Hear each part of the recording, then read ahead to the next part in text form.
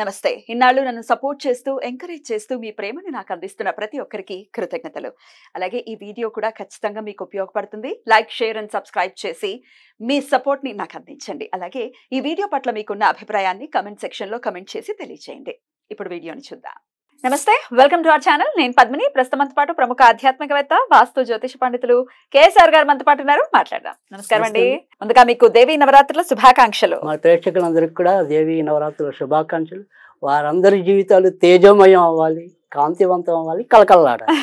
Thank you so very much. దేవీ నవరాత్రులు దివి నుంచి భువికి దిగి వచ్చేటటువంటి వైనం అమ్మవారు. ఖచ్చితంగా ఈ 9 రోజులు పవర్ఫుల్ డేస్ గానే ఖచ్చితంగా శాస్త్రం కన్సిడర్ చేస్తుంది. కాబట్టి మరి ఈ దేవీ నవరాత్రుల్ని పురస్కరించుకుని ఏ అమ్మవారిని ఎలా పూజిస్తే ఖచ్చితంగా మన ఐహిక సుఖాలని లేకపోతే మన కోరికల్ని నెరవేర్చుకునేటటువంటి పరిస్థితి ఖచ్చితంగా ఉంటుంది అంటే ఏం చెప్తారు? మరి మొదటిగా గురువారం మొదలు కాబోతోంది కాబట్టి బాలా త్రిపుర సుందరిని ఎలా ఆరాధించుకోవాలి, అలాగే చాలా పర్యాయాలు మనం దశమహావిద్యల గురించి కూడా మాట్లాడుకున్న సందర్భాలు ఉన్నాయి.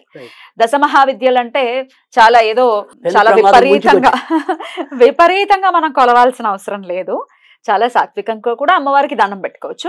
అయితే దశమహావిద్యల్లో ఉన్నటువంటి రూపాలని కనుక మనం కొలిస్తే, దండం పెట్టుకున్నా, తలచినా డెఫినెట్ గా చాలా త్వరతగతిన, చాలా ఫాస్ట్ గా మన కోరికలు నెరవేరుతాయనేది కూడా చాలా సందర్భాల్లో మీరు కూడా తెలియచేసి ఉన్నారు.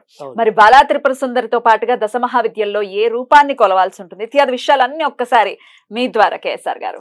ఇక్కడ దశమహావిద్యలో వచ్చేప్పటికి బాలా త్రిపుర సుందరి అని ప్రత్యేకంగా లేకపోయినా లలిత త్రిపుర సుందరి అనే ఉంటుంది. లలితా త్రిపుర సుందరి, రైట్. సో కనుక లలితాదేవిని ఆరాధిస్తాం మామూలుగా అయితే.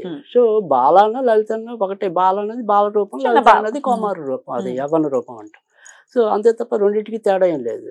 సో అందుకని అదొక పద్ధతి.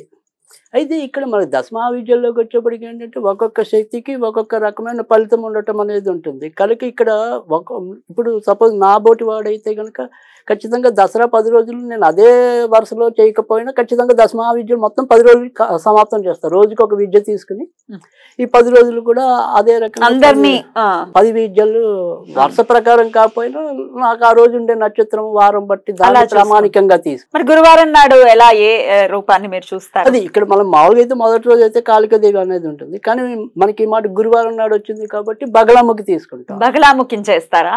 సో బగలాముఖి అనేది పూర్తిగా పసుపు వస్త్రాలు వేసుకుని ధరించాల్సింది. పైగా అది గురుడికి సంకేతంగా మనం చెప్పడం అనేది ఉంటుంది. అంటే ఇక్కడ బగలాముఖి యొక్క ఏంటంటే ఎలాంటి వాక్ ప్రవాహాన్నైనా సరే మనం దాన్ని తిప్పికొట్టడం. సో అది చెడైనా ఇప్పుడు మనం సపోజ్ నేను ఒక కవిని అనుకోండి, ఒక పెద్ద విద్వత్ సభలో పాల్గొన్నాను అనుకోండి, అక్కడ ఉన్న కవులందరిలోకి నేను వాళ్ళని కట్టిపడేయాలి, అంతే, పై స్థానంలో ఉండొచ్చు.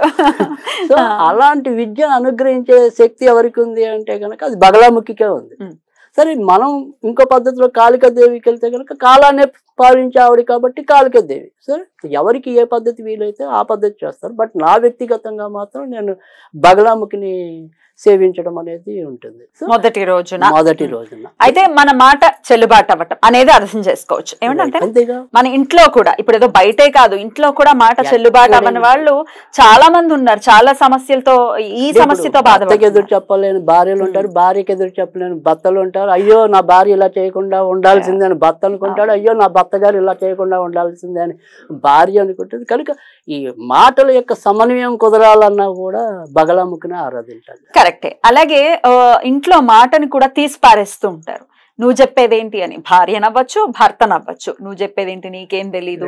పిల్లలు కూడా అంతేనండి. బ్రాటప్ అలా ఉన్నప్పుడు మరి తల్లికి కానీ తండ్రికి కానీ ఎట్లాంటి విలువనిస్తారు?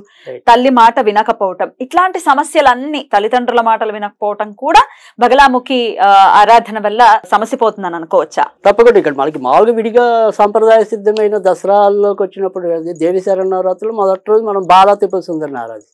సో బాలా త్రిపుర సుందరిని ఆరాధించి చాలా మంది మంచి కవులు అయ్యారు, కవిత్వాన్ని వల్లించుకోగలిగారు.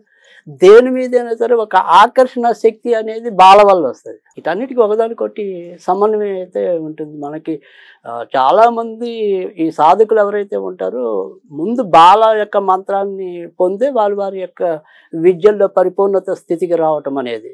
కనుక అలా చూసినా మనకి బాగుంది. ఈ రోజు వచ్చినది ఏదైనా కానీ, అంటే నేను చెప్పిన బగలాముఖి అనుకోండి సరే, లేదా బాలా త్రిపుర సుందరి అనుకోండి సరే, మీ పద్ధతిలో కాళికాదేవి అనుకోండి, సో ఏదైనా కానీ పైకి ఏమంటాం చివరికి అన్ని నీళ్లు కూడా సముద్రంలోకి వెళ్తా అన్నట్టుగా ఎక్కడికైనా మళ్ళీ దేవి దగ్గరికి వెళ్తాయిగా. సో మనం చూసే విధానం బట్టి అంతే తేడా. మరి ఎలాగా ఆరాధించమంటారు? రైట్, ఇక్కడ మీరు బాలను ఆరాధిస్తే గనక అది చాలా చిన్న మంత్రం ఉంటుంది, హైం క్లీం సౌమ్ అనేది. అది తేలికైన పద్ధతి, అది జపించడం మీ శక్తి అనుసారం. లేదు బగలాముఖిని అనుకోండి, సో బగలాముఖిని అయితే కనుక ఓం బం బగలాదేవ్యే నమః, ఓం బం బగలాదేవ్యే నమః, అదొక పద్ధతి. తర్వాత మూడవది వచ్చేప్పటికి కాళికాదేవి, అది కాళికాదేవి అయితే కనుక ఓం క్లీం కాళికాదేవ్యే సహా అనేది.